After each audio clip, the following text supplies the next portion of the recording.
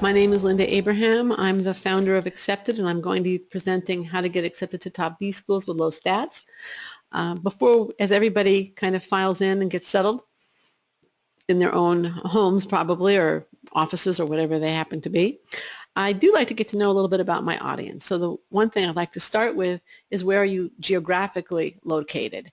If you could put city and state, and this is, you can respond in the question window. City and state in the United States, city and country outside the United States. Matt, welcome from Boston. Ooh, we have somebody from Los Angeles. Ooh, a lot of people from Boston. Alyssa, Sandra, Liana. Whoa, good Boston contingent. Sydney, Australia. Ooh, welcome. That's far away. My daughter-in-law is from Melbourne. Hyderabad. What time is it there? Atlanta, Albany, New York, Orange County. Currently Kansas City, but normally New York City. Mumbai. What time is it? 5:30 a.m. Whoa, okay. Dedication. Thank you for joining us. 10 a.m. Thursday in Sydney. Well, that's a little bit more civilized. Anybody else want to say where you're located? Geographically. Anybody else want to volunteer the information? So we definitely have people from all around the world, even LA. Okay, let's go on. Next question. Now that I know where you're at geographically, I'd like to know where you're at in the application process. So I'm going to post a poll, and you would respond by selecting the option on your screen with your mouse. Are you planning to apply round 1 in 2017? Planning to apply later in 2017-18? Planning to apply in a later application cycle? Not sure if you're applying at all. We have 52% voted. Can we get that up? Again, I want this to be a participatory webinar, okay? So the options are: planning to apply round 1, planning to apply in a later round in the 2017-18 cycle, planning to apply in a later application cycle, not sure if applying at all. Okay, we're at 79% having voted. Anybody else want to vote so we can get it over 80%? 5, 4, 3, 2, 1. All right, I'm closing the poll. I'm going to share the poll. And the results are: 63% are planning to apply round 1, 16% are planning to apply round 2, 21% are planning to apply in a later application cycle, and 0% are not sure if they're applying at all. So you're a much more actually committed group than we had this morning. And the other thing that's interesting is several of you are really planning ahead for 2018, 2019, or later application. Okay, good for you. That's the difference between this morning's crowd. Okay, so let's go on. A couple of years ago, I interviewed for Admission Straight Talk, Accepted's podcast, Dr. Scott Schieffer, co-author of the enjoyable book, Roadside MBA. Backroad lessons for entrepreneurs, executives, and small business owners. He's also a columnist for Inc. magazine. In the book, he and 2 other economics professors, who all started their professorial careers at Kellogg, decide to explore the world of small business and see how Main Street implements economic theory. The book is a collection of case studies from Main Street, and the 3 professors use those case studies to elucidate and explain basic economic theory. In the process, they, or at least one of them, developed Mazzio's Law, and that is, the right answer to every strategic question is, it depends. Mazzio's Law could easily be applied to MBA admissions because, in looking at GPA test scores and amount of work experience and attempting to analyze them, my response so frequently is, it depends, and it frequently depends on multiple factors. And much like the professors traveling thousands of miles from Alabama to Idaho and lots of places in between and east and west of there, I've discovered that the answer to many of the questions I'm asked is, it depends. So let's explore some of the factors that determine what actually are low stats and what to do about them if you have them. Now, what can you expect in this webinar? We're going to focus primarily on the GMAT and the GPA, though I will occasionally reference the GRE. And if you are taking the GRE and want to translate some of the guidelines I give, I would suggest that you use the GRE comparison tool. It is widely used by admissions offices. They do acknowledge that there is a range here in terms of prediction, but they also, I think, rely on it. I will again touch on the GRE, but I'll focus much more on the GMAT since well over 80% of applicants are still using the GMAT. By the end of the hour, we're going to answer two key questions. The first one is, what defines low? And what to do if you have low stats. Now, before we proceed with answering those two questions, I want to ask you, why are those numbers, GPA, test score, so important? And if you could answer in the question window, I would appreciate it.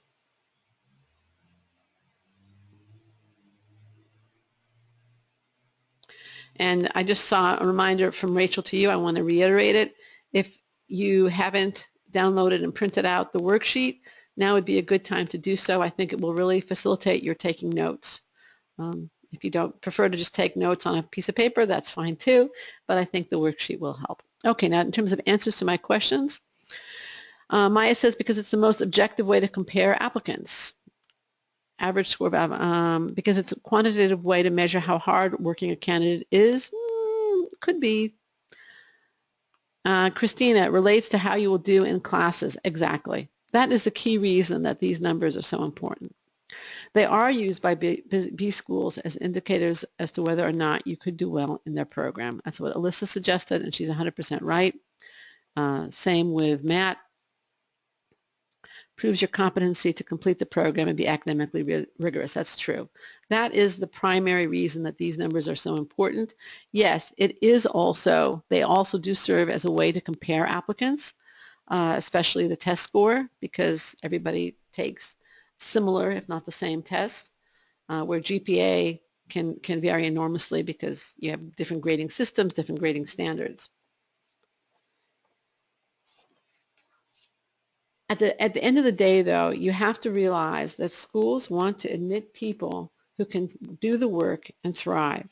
Now, the test scores, whether it's a GRE or a GMAT, show that you have the raw intellectual ability to succeed in business school. There have been endless correlation studies for the GMAT, fewer for the GRE, but they're also coming out that show a high test score correlates to performance in the first year of business school. In essence, the test score shows that you have the head or the front end for business school. The grades, the GPA, show that our demonstration of discipline, that you have the rear end to sit and study and discipline yourself, the back end, if you will.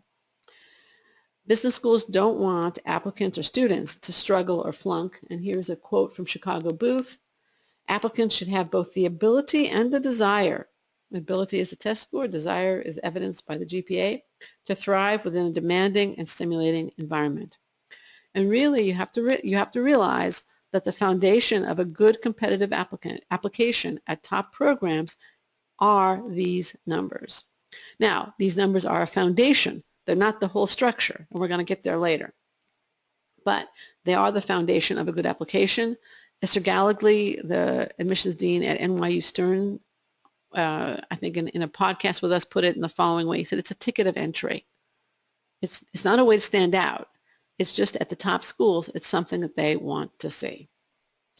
So what is low? Well, low depends, listen up here, low depends on two things. First off, what are the schools you're applying to? And the second thing is you. What's the remainder of your profile? Are there things that provide context for poor performance, that somehow put it in a different light? Are you really strong in other areas and this is the one weak number? So the two things that you have to look at in determining whether you have low stats or not are the schools you're applying to and the rest of your profile. I can't, and I'm going to introduce later Madeline Baker, who served on the admissions committees at MIT and at Yale, or it was a application reader at Yale, and also I was a student volunteer when she did her own MBA at Columbia. I think she would agree with me. I can't take a GMAT score, a GRE score, or a GPA alone and say you're going to be qualified or you're not going to be qualified. I can take those stats in conjunction with other information about you and express an opinion. Or, and when she was working, she could admit or deny. But just looking at one stat, that's not enough. Even knowing the schools that you're applying to with one stat is not enough.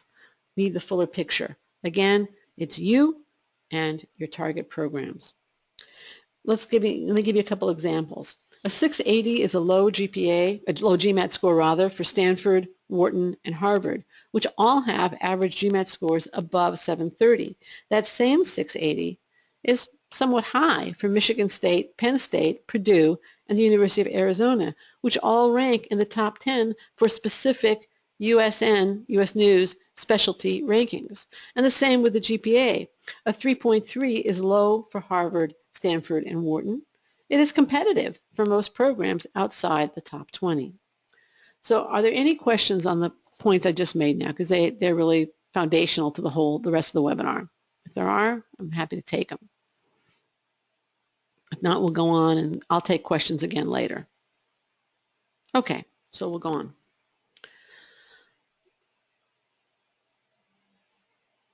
Let's provide a very flexible definition of low for GMAT and GPA. And you'll see why it's flexible. In terms of the GPA, the general rule is 0.3 below a school's average on the US 4.0 scale, but there are lots of mitigating or exacerbating factors. Let's go through the mitigating ones. Those are probably the ones you're most interested in first. The school you attended as an undergrad, is it known for rigor? For instance, the U.S. service academies are definitely known for being very hard graders, if you will. UC Berkeley's engineering program, University of Michigan's engineering program. It's also well known that grades in the U.S. and just raw numbers tend to be higher than, let's say, in India.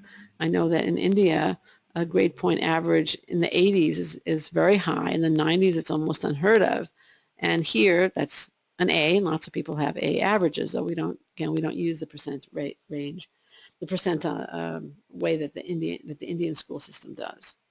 So the schools that you come from are definitely a factor in evaluating whether your GPA is high or low. If you're from an underrepresented group that does well in business school and in your career, but tends not to do so well in undergraduate programs, then again, for diversity reasons, the school may give you a little slack on the GPA. If you had a very difficult course load, and I don't mean that you were taking classes that you didn't have the prerequisites for, I mean that you were you had the prerequisites, but they were difficult courses. That's also considered.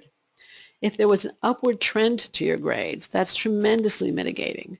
If you had struggled your freshman year, sophomore year kind of found your sea legs in college, and by junior year were really doing well, and senior year got close to a 4.0, that really does help. Yes, your GPA took a hit, especially from your freshman year, but if you filter out that freshman year, maybe your GPA is just what this is average, and if you look at the last 2 years, it's fantastic.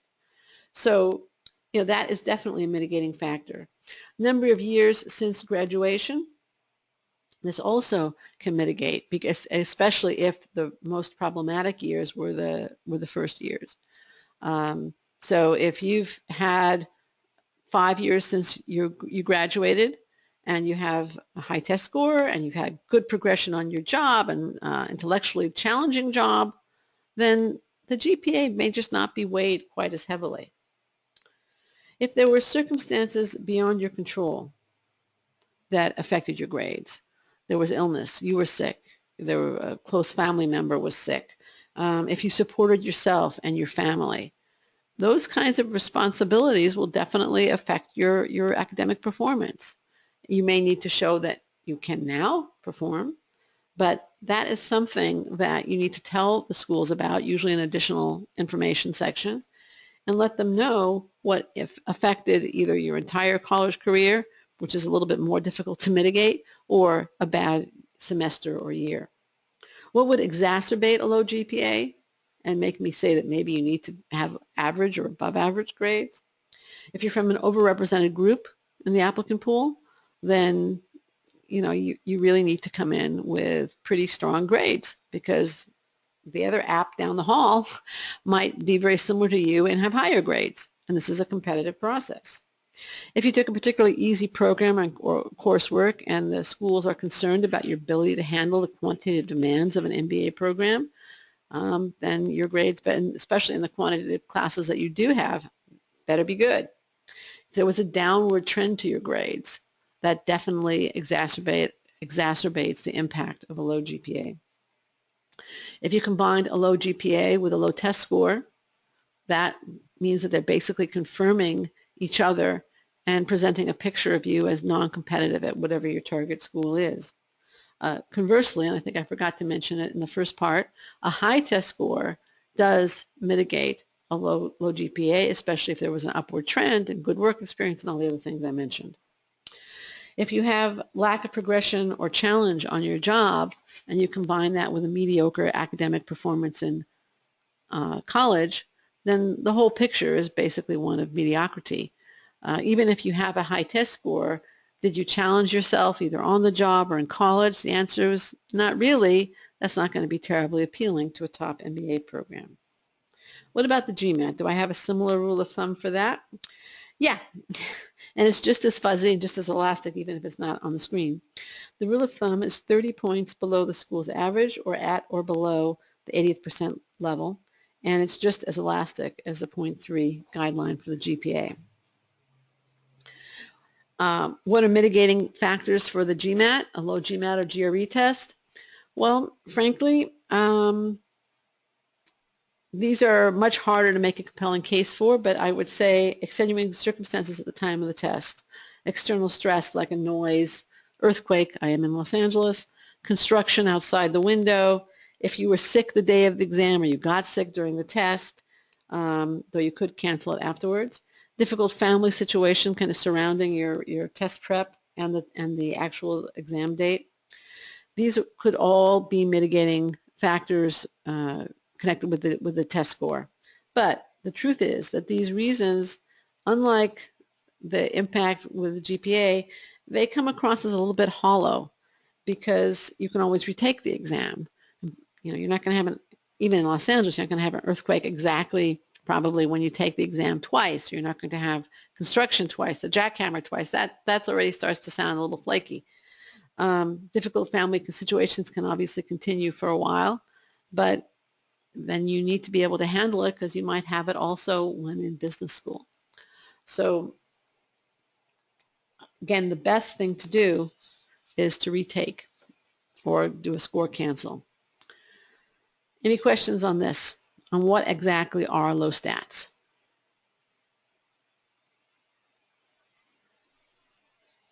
Now somebody posted a question here, Diwa, what about a GMAT score below 500? I've tried to the GMAT twice and got 470 and 490 respectively. That for top MBA programs, let's say top 20, is a very, very low score. And if you are aiming for top MBA programs, I don't think you would be competitive just based on your score alone, which kind of contradicts what I said earlier. But that is the kind of score where I would be confident in saying you won't be competitive. So what can you do? Well, try the GRE. Maybe you'll do better on the GRE and get a competitive score there. The other thing is you might want to look at programs with lower average GMAT or GRE scores. There are also some programs that don't require the GMAT. They are not in the top 10 or 20 or 50, but such programs do exist. I was just looking at some information. I understand that Thunderbird right now is not requiring a GMAT or GRE. So you have to, the other thing is in terms of your prep, can you improve or change the way you're prepping for the exam to raise your score? If you're preparing on your own and it's not working, you're not raising your score, then you need to change your prep.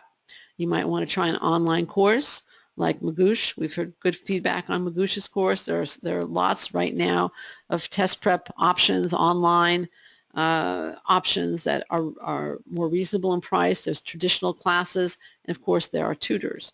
So something has to change. Christine is asking if I could repeat the number of points for the GMAT.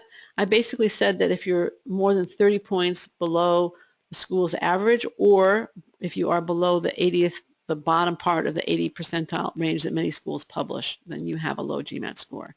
And again, that's a fuzzy guideline. It's not, a cast in concrete definition. Okay?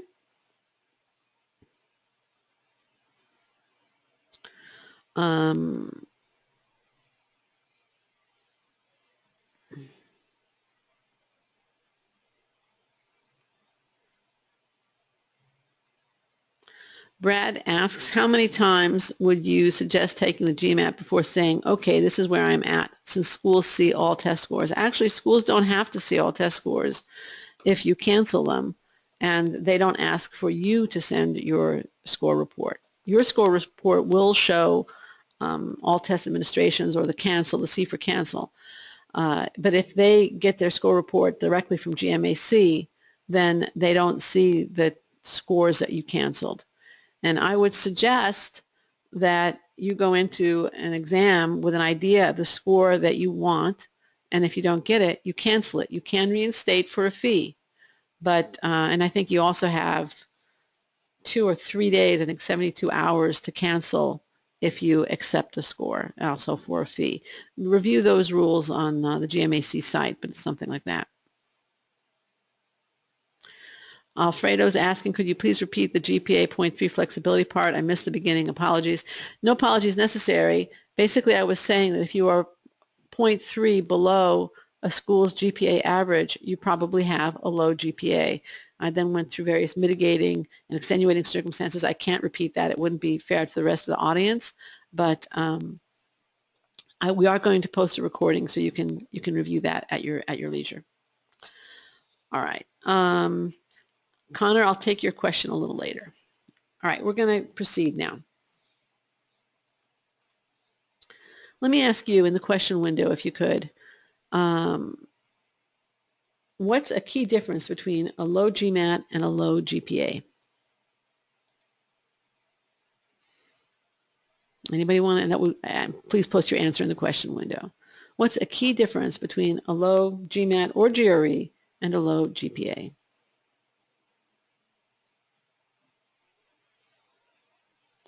Exactly, Alyssa. Low GPAs are easier to mitigate. Well, they're easier to mitigate without, the best, you could argue that the GMAT is easier to mitigate because you just retake and raise your score. Now that, for some people, that's very, very difficult. And for other people, that's very relatively easy. But the thing about a GPA is that it can't be changed. Exactly, Diwa. A low GPA cannot be changed. Wai Wang wrote, you can change the GMAT score much easier. It took 4 years to get the GPA. Exactly. Exactly. Now you guys are getting it. The GPA is long-term performance, and the GMAT is current short-term performance. It's a snapshot of your performance at for several hours on one day. A very important snapshot, but that's what it is. The GPA reflects your performance over a 4-year period, or if you count in grad school, more. So you can't go back and change it. That's the big difference. What to do about it? Well, your overriding aim in dealing with a low GPA or a transcript that you're less than proud of is to show that now you can excel, that either the circumstances that contributed to your low GPA no longer exist, or if they do exist, that you now know how to deal with them. So you can take additional classes and earn A's in them. You can retake business-related or quantitative classes where your grades were poor. If relevant, you could consider getting a certificate like a CFA or a CPA, because either of these would show that you know how to study, you know how to apply yourself, and you can do well in business-related demanding studies. A high GMAT, as I mentioned earlier, does mitigate a low GPA. And again, it certainly shows that you have the raw ability. If there were extenuating circumstances, context in the additional information section can really help an admissions committee member understand what was going on that contributed to your low GPA. So again, if there was, I hope it didn't happen, accident, illness, whatever other responsibilities. You need to provide that context to the admissions committee readers. Note that if you write, I was too involved in activities as an undergrad, or I was very involved, not even too already implies that maybe you overdid it. That can have a not so good impact unless you acknowledge that you made mistakes in time management. If you're kind of bragging about your involvement and trying to say, look how great I was involved in all these things, I didn't study. No, that doesn't work so well when you're applying to school. It means that you prioritized the other activities, however valuable they were, over your studies. And if you say that with pride, it also tells the schools you'll do it again. If you acknowledge that perhaps you weren't managing your time as well as you could have because you were so involved, and that you've learned how to prioritize appropriately and give evidence of that, then again, that's more like taking responsibility than thumping your chest and saying, look how smart I was to blow my grades. We have a blog post specifically on how to provide the context that I just mentioned, and we'll send you the URL for it after the webinar, so watch out for that email. Also, I did a podcast myself on 5 A's for your low GPA. I think that will also be in the email. It's at accepted.com/137, and it deals specifically with how to handle a low GPA and how to provide that context that we're talking about. Now, what about a low GMAT? Well, as I said before, the best thing to do with a low GMAT is to retake and raise the score. That's the best way to handle it. That could be also a low GRE. Some of you are asking, should you take the GMAT or the GRE? Take the one that you're going to do best on. So it may make sense for you to take 2 practice exams, and whichever one you get the highest percentile score, that's the one that you should be taking. If you're not sure if you should retake the exam or not, we have a couple of resources. Again, we will be sending the URLs out later. Should you retake the GMAT short video? That's exactly that, a short video on the topic. And then I did a webinar on who should retake the GMAT and when, and you can watch that webinar at a later date at your convenience. And we will be sending out these URLs. What if you can't retake or have retaken and haven't been able to raise the score? What do you do then? Anybody want to hazard a guess in the question window?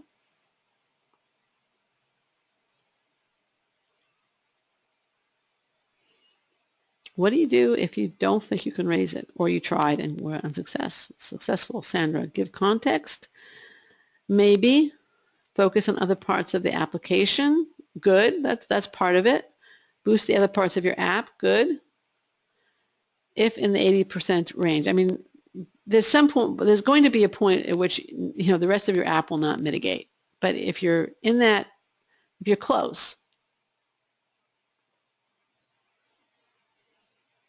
choose a program that would be more attainable. That's certainly one of the things you have to consider doing. Try the GRE that Dee was suggesting. Yeah, good, Isla. I apologize if I mispronounce people's names. Right. Okay, so you guys are getting the idea. Let's continue. All right. One of the things, again, one option for you is to take some classes and get A's in them. High grades in business classes and demanding work experience do sometimes mitigate a low GMAT. It's hard, but it does sometimes work, and I'll give you some examples later from clients. What if the quant score is low? Well, as some of you were suggesting and responding to me, if your quant score is low, present other evidence of quantitative ability. Did you have some really quantitatively demanding work projects at work? Highlight them in your resume. Ask your recommenders to discuss them. Perhaps mention it in an essay, depending upon what the questions are. Perhaps take a course like MBA Math, which teaches basic Excel skills, basic accounting, all kinds of business-related skills and fundamental knowledge. You can also consider classes like Stats for Business, Accounting, or Calculus if you have the prerequisites, MOOCs, because those courses will show that you are working on your quant skills and you're improving them, and the GMAT score that you got 3 months ago isn't really reflective of your skills today. Rotman, for example, here's another option. University of Toronto's Rotman School will waive the GMAT for all who pass the 3 levels of the CFA. What can you do if the verbal score is low? Take classes in communications and English for business. Join Toastmasters and work on your verbal and presentation skills. And again, ask your recommenders to comment positively on your communications ability and provide an example of when you really negotiated well, presented yourself well, handled a delicate situation because of your communication skills, your interpersonal skills, really, really well. Then that would be something that might mitigate the impact of a low verbal score. And the last thing I want to tell you is this is so important.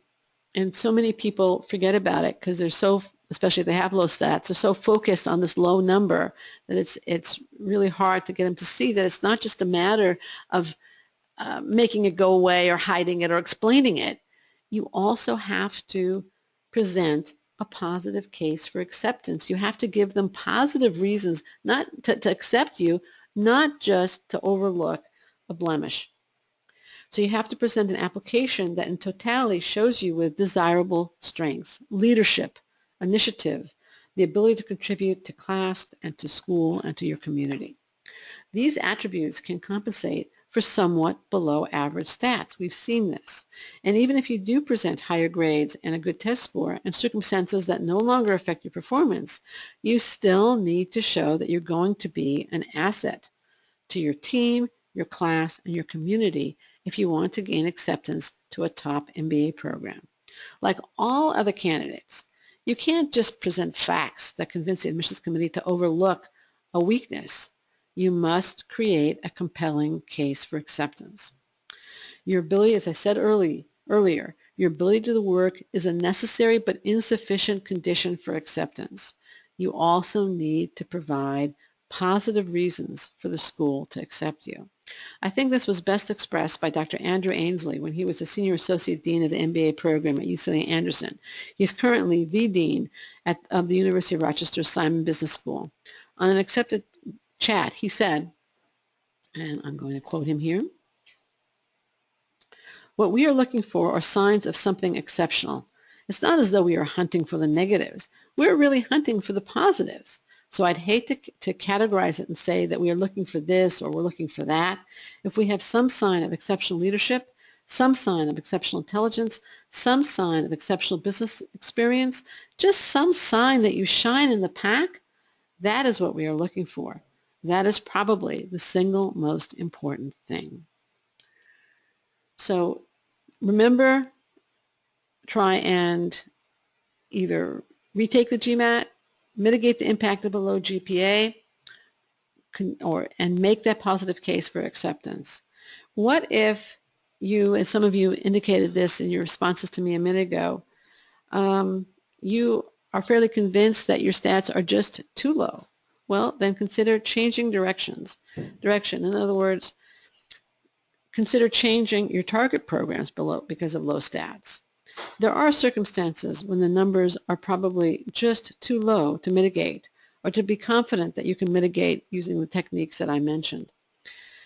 And this is especially true for the most competitive programs.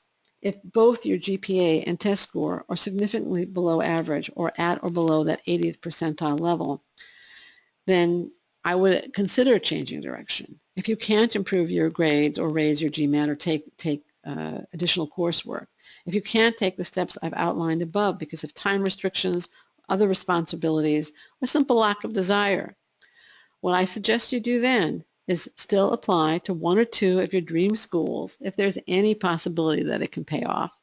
But most of your applications should go to programs where you are competitive and that support your goals. For help in choosing schools, I suggest you take advantage of this free download, Best MBA Programs, a guide to selecting the right one, or you watch a different webinar, The Secret to MBA Acceptance, which is all about choosing schools.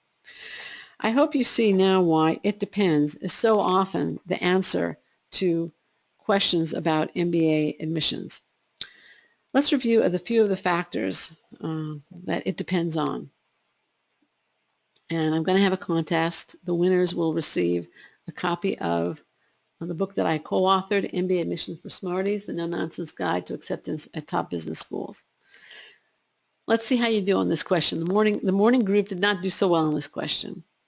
What are two overarching, and then the first three people who get it right will get a copy of the book, paperback or Kindle in the United States, Kindle only outside the United States. So the question is, what are two overarching categories or factors to consider when determining if your stats are low? In the question window, please. I said two overarching categories. Okay, Dominique, you have it. Sandra, you got it.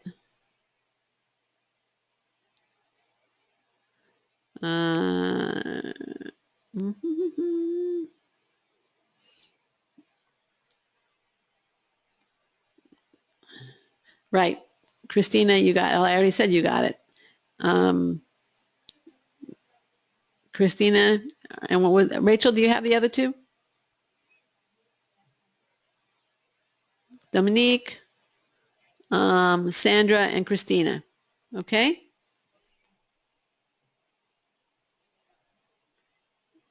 Okay. And so we will be in touch with you, or you can, I think Rachel will probably be chatting you soon. Okay, the next question, and let's say the next two people to get this will get, the first two people to get this will get a copy of MBA Admissions for Smarties. Yay, right, okay. Next question is, what are, and please put your answer all in one, don't hit enter in between, okay? Put a period or comma or something. What are three things you can do to mitigate a low GPA? Three things you can do to mitigate a low GPA. This is why you had to exercise before you started. Okay, Liana, you got it. Anybody else? Connor, you got it. Brad, you got it. Okay. Actually, well, you know, I said two, but Brad, I'll give it to you anyways because I was, all right. And last question, one person will get it. First one, what is the best way to handle a low test score? Retake. Yeah, you got it. Okay, Y Wang, you got it.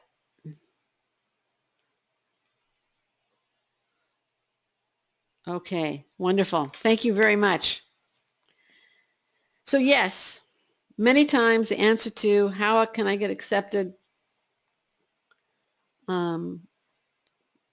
with low stats is it depends. I've gone through mitigating and exacerbating factors, but at the end of the day, the fact remains that you may not have the experience to assess and weigh the mitigating and exacerbating factors.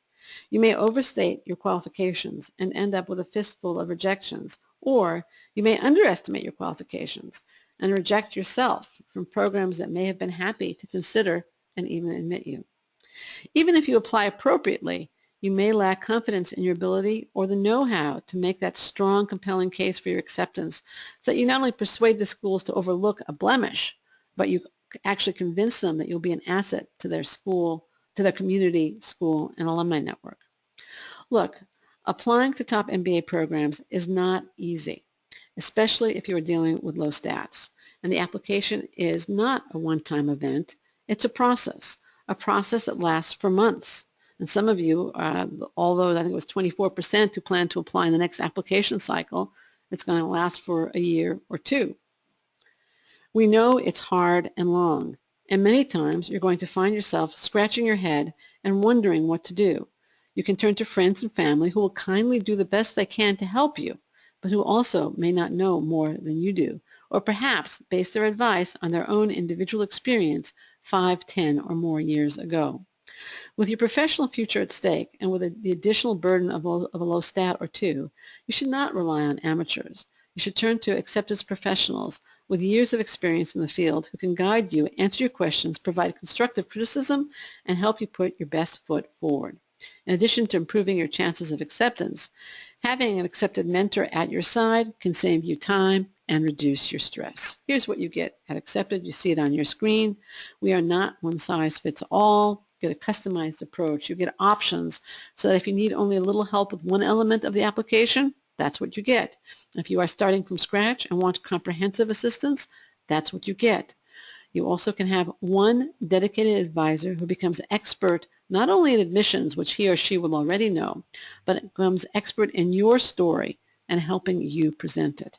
Candor and a mentor and objectivity combined with decades of experience in MBA admissions. Now, some may say Accepted is expensive. We're definitely not cheap because of the quality of our staff. However, there are also expensive risks associated with not using Accepted. Reapplication can easily cost a few $1,000s. One additional year of pre-MBA earnings can cost in the 5 figures in dollars. One additional year of a job you dislike. I hope you're all happy in your jobs, but that can frequently be a motivating factor in going for an MBA. I'll let you put a price tag on that. And the potential that you could have gotten into a better program with higher lifelong earnings and perhaps a better, whatever that means, network, that could also cost you big time. Now, enough of me. What do our clients say? I'm going to show you a little bit of feedback that we get. There's much more on the site. I just got a call. Here we go. I just got a call from MIT Sloan. I was accepted. MIT is definitely my first choice. Frankly, it was my moonshot application. Never would have thought it would actually work out. It's also one of the hardest MBA programs in the United States to get into. Now here's this one. Let me just finish. Thank you to you and the Accepted team, but most of all to Cindy for all the help throughout this very stressful process. In the end, it was all worth it. Next one's for Jen. And here I'm tell you what, I'll put this thing on right here. I found Jen's comments to be very helpful and effective and know that there is no way I would have ended up with half-decent essays without her help. Jen helped me highlight my strengths and work around weaknesses to present the best application possible. I got into all 5 of the programs, Northwestern, UVA, UNC, Cornell, and Duke, and couldn't be more pleased with Jen's work. And a couple more. Oops. Just to jog your mind, you helped me apply to 7 schools in the USA, including Haas, Kellogg, and Fuqua. I was invited to interview with every school that I applied to, despite my low GMAT of only 660. And again, most of these schools have average GMATs, not all, but most have average GMATs above more than 30 points above the 660. Now the results have started coming out, and so far I have been admitted to TAC and Fuqua. There is no way I would have been successful without your invaluable edits and mock interviews. I wanted to update you, and this is a 4th applicant. I was just accepted to Northwestern off the wait list, and I'll be going to Kellogg in the fall. I am so excited about Kellogg, and I am thrilled to have this opportunity. Again, one of the hardest schools to get into. I want you to know that there is no way I could have accomplished this without Natalie's help. Different consultants, different schools, different challenges, same result. What did they do? They followed these steps, and this is what I suggest you do after the Q&A. We're almost there. They went to accepted.com/MBA/services. I suggest you go there, choose the service that's right for you, get the guidance that you need, and then apply effectively and confidently. And if you're not sure if you go there and you're not sure which service is right for you, you'll find options on the site for getting help and selecting the service that fits your needs. And now I'm happy to take your question. I also want to, so you can start posting, or I hope that, I'm going to prioritize them here. I also want to introduce Madeline Baker, who's joined me to answer the questions. As I mentioned earlier in the webinar, Madeline worked in MIT Sloan's admissions office. She also was a volunteer at Columbia Business School when she did her MBA at Columbia, and then she most recently was an application reader for Yale's School of Management before she joined Accepted last year. So, Madeline, welcome. Thank you, Linda. Thank you for the welcome. You're welcome. Okay, let's see, questions. Sandra asks, this is a great question. How do you provide context without sounding like you're giving excuses? You want to take that one? I've been doing all the talking. Let them hear a different voice. Yeah, absolutely. Why not? I think that's an excellent question. First of all, I think one of the things that I noticed most, or negatively noticed most when I was reading applications for Yale is excuses. So you got to be very careful when you provide context around a low GPA as to why that low GPA happened.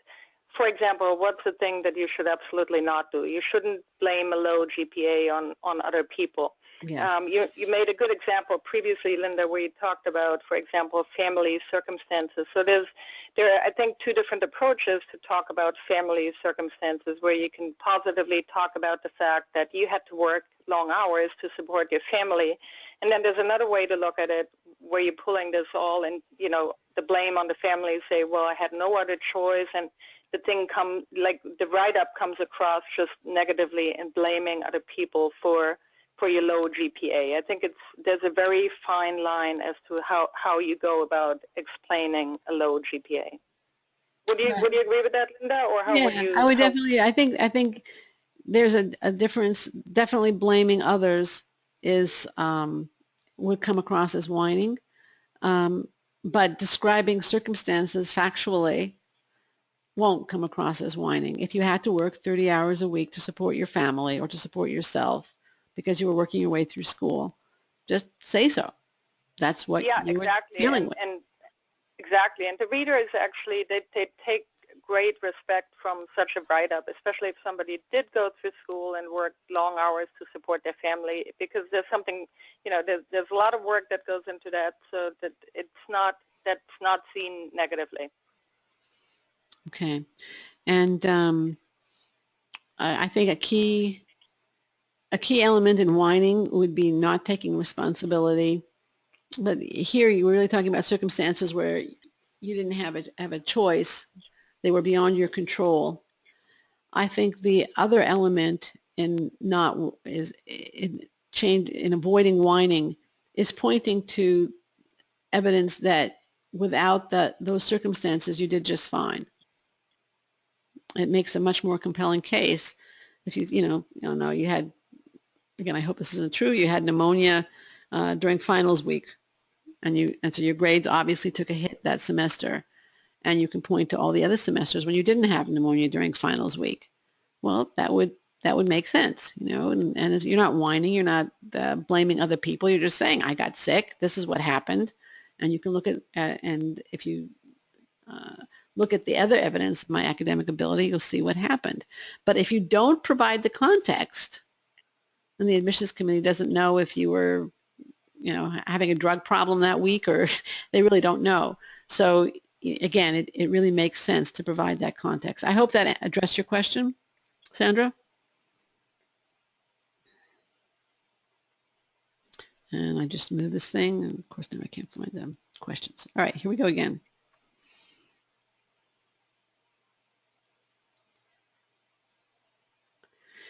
Can additional context be used to give? Can you give additional context for specific grades? Yes, I think we kind of addressed that in the previous question. That's Liana's question. All right, here's one from Connor, and this is more about a GMAT. Can you talk about the difference between score breakdowns for the GMAT? And I assume what he's meaning here is, what if your overall score isn't so bad, but maybe one side is really weak? I'm going to guess, Connor, that's what you're referring to. Madeline, do you want to start with that one? Yeah, so I think that's a good question, and I think that it matters. First of all, the breakdown on the GMAT matters.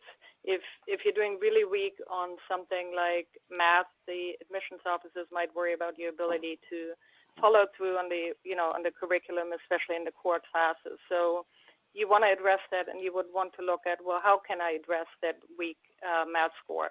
If you weren't able to bring it up by retaking the GMAT, you would look at something like additional classes, or what I've seen a lot, for example, is that people take the CPA or the CFA exam.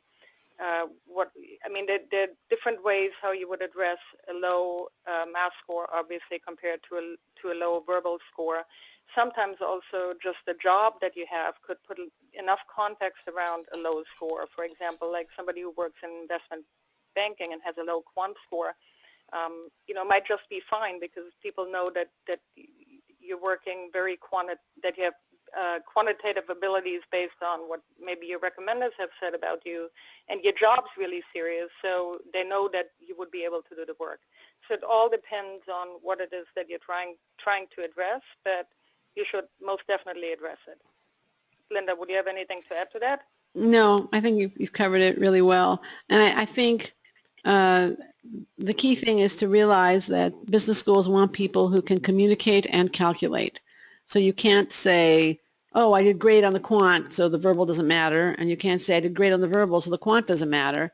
You really have to have a balanced score. Now, inevitably, one is going to be lower or higher than the other, and that's just reality. So they don't have to be identical. They don't both have to be superb, but they do have to show that you have the basic ability to succeed in business school. Okay, let's see.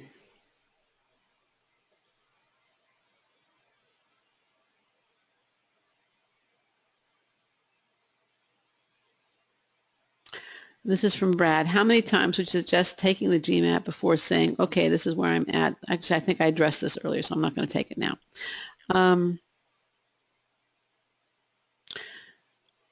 Let's see.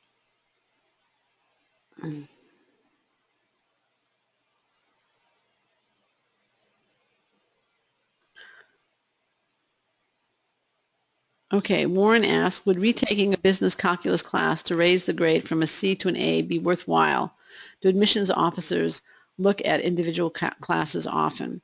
Well, Warren, this is kind of one of those it depends questions that I talked about all the way along.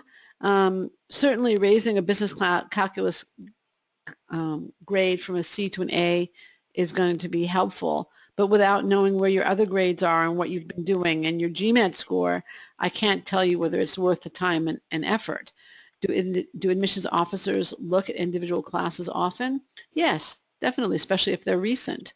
Or if there's a very low grade, you better believe they'll look at that individual class.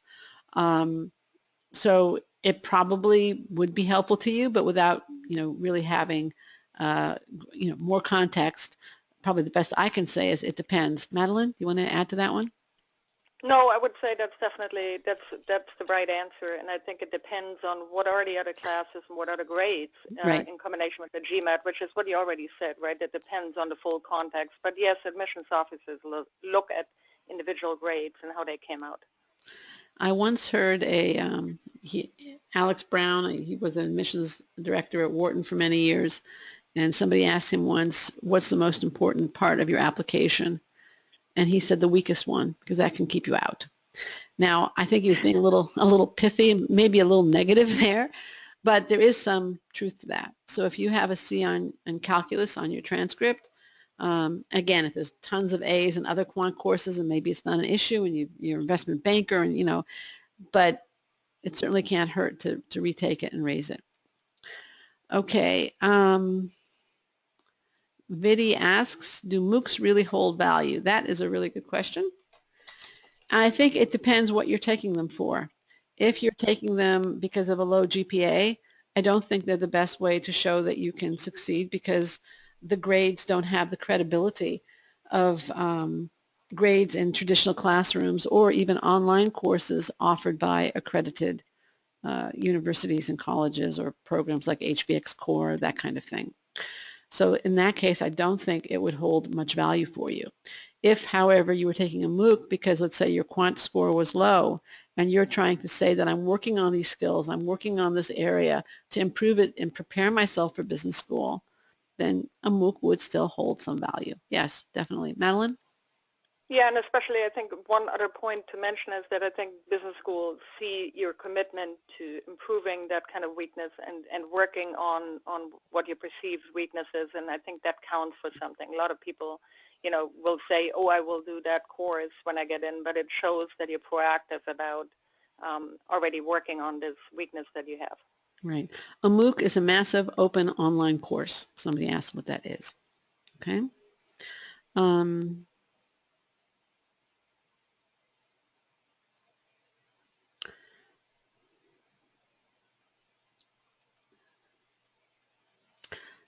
All right.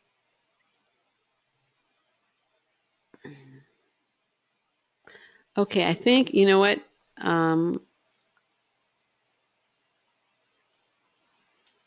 Let's see, what else we have here? Dominique asks, can you cancel a GMAT score a year later? I don't believe so. I think you have 72 hours to cancel the score. Once you cancel a score, and again, check this on the GME site, you have, I think, 4 years and 11 months to reinstate it, provided that you pay a fee.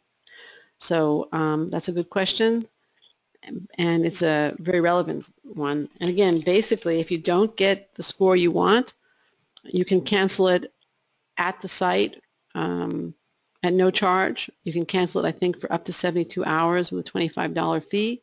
You can reinstate for $50 for up to 4 years and 11 months later. So if you don't get the score you want, it probably pays to cancel. But I'd strongly recommend that you review those requirements on the GMEC website. Okay, let's see, what else do we have here?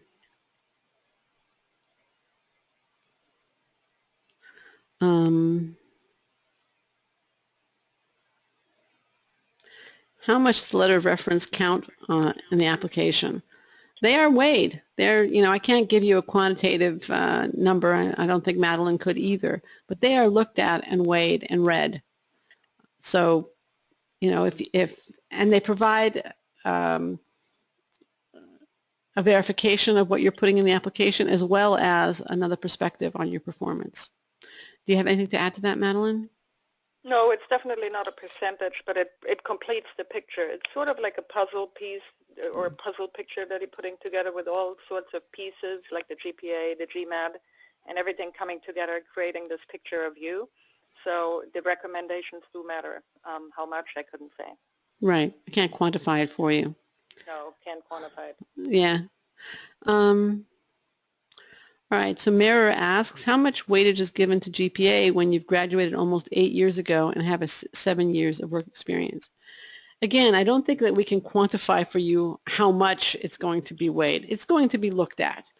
Now, if it was 8 years ago, whether it was good or bad, the more recent performance is going to be weighed more heavily.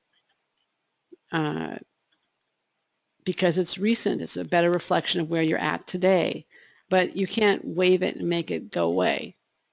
So if, let's say, if your grades were great and it's 8 years ago, then I would say just get a good test score and celebrate. Obviously, hopefully your work experience is impressive and you have community service and all the other things that you can make that positive case that I was talking about. If your grades were low and they're not something that you're proud of, then I would suggest get the high test score. And again, your work experience still is competitive. Get the high test score, take a few classes that will show you know how to apply yourself academically today. And again, make that positive case. Madeline, you have something to add to that? I mean, the only point I would make is that even though the 8 years or 7 years ago, it does matter because you're still being compared against the same peer group that at that point in time, you were all the same age and you all took, undergraduate classes. So they matter, and you want to make sure you think about how you address them one way or another. So I thought you summarized it well. All right, thank you. I think you made an excellent point there too. All right, at this point, I want to thank you for your time. Madeline, thank you for joining me and helping me out here. Guests, thank you for your time, your questions, your answers, your attention, your exercise at the beginning. I want to share one last thought and story before we close. Your low stats are part of your past. The MBA is a bridge to your future. You don't have to let your past define you. Determine if your stats are low. If yes, try to change them. If you can't or don't want to, consider other schools that will help you achieve your goals. But in all cases, make that positive case for acceptance. We worked recently with a client who had low stats and was extremely frustrated at the point where he actually got sick. He couldn't get his GMAT above 650. He was struggling and floundering. English is a second language. However, when he got accepted to a school that he only considered reluctantly because his accepted consultant encouraged him to do so, and then he fell in love with it, he wrote the following to his consultant, Esmeralda Cardinal. Nobody said it was easy. It has been a hard year, but I want to share with you these words because you have been a cornerstone to bring my dreams closer. A year ago, I was desperate, looking for help to make my applications, and full of stress because I was not able to dedicate all the time I wanted to my MBA dream. Then you appear. For the first time, I was able actually to count on someone and to find some guidance during the process. It was the first time that I heard about Georgetown and the world full of possibilities. Well, unfortunately, I was not able to finish my application. I got burned out because of my work, and in the end, I was frustrated because, besides being sick, I had accomplished nothing. But there, it was you who understood and gave me the chance of trying again. I want to say thank you from the bottom of my heart and highlight some of the aspects that I consider make your advice unique, sincere, and incomparable. It's not about making the essays. It's about discovering our strengths and sharing them. That's number one. Number two, this is a service of excellence. The knowledge of the consultant is amazing. They know what they are talking about. They can offer new possibilities and suggest new schools and different approaches, always through a delicate but very direct feedback. The level of commitment is incredible, and I never felt alone. I always felt the presence and the motivation of Esmeralda. I feel that it is worth it. I have to be honest. It is not easy to pay because it is a lot of money, but it totally deserves it. The help is fantastic. Do what this client and so many others like him and like you did. Ask for acceptance help and access the kind of guidance and mentoring that enabled his acceptance and motivated him to write this heartfelt email. He is on the path to his dream career despite the low score and other obstacles. Join him on that path.